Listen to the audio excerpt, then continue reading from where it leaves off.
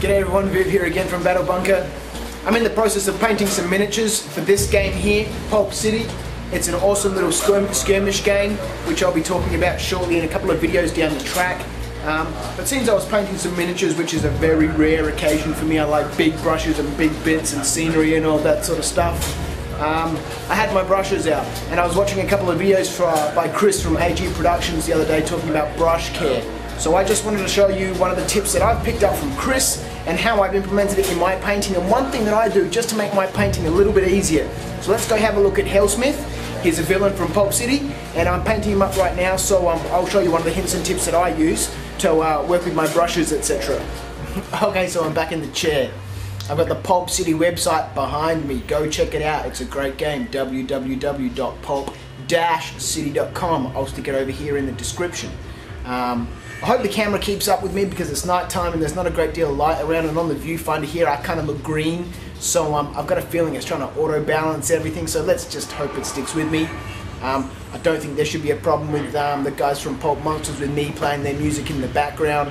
They've got a cool banner up here on their website and you can scroll across, and and it shows up little comic book kind of strips up there. Let me turn that down a little. Anyway, Pulp City is a comic book style small skirmish game between villains and heroes. I'll talk about the game a little bit later on. I'm supposed to be talking about brush care and working with brushes, so let's have a quick look. Here's my Hellsmith miniature. Actually, I'll show you on the table, we'll focus a little bit better. Let's have a look at Hellsmith and how I take care of my brushes. Okay, so you can see something immediately straight up off the bat. My brushes, they're sitting in some plasticine.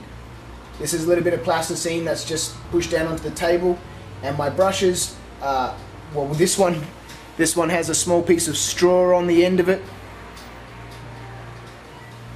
and I jab it in the plasticine. It keeps my brush there. When I need to use it, I pull this up, I pull my brush lid off, and I start painting. When I'm finished, I put the brush lid back on, stick it in my plasticine, pick up the next brush I use, paint, clean my brush, put the lid back on, stick it back in my plasticine. It helps keep my brushes neatly organized and ready at hand, plus it helps protect the bristles as well.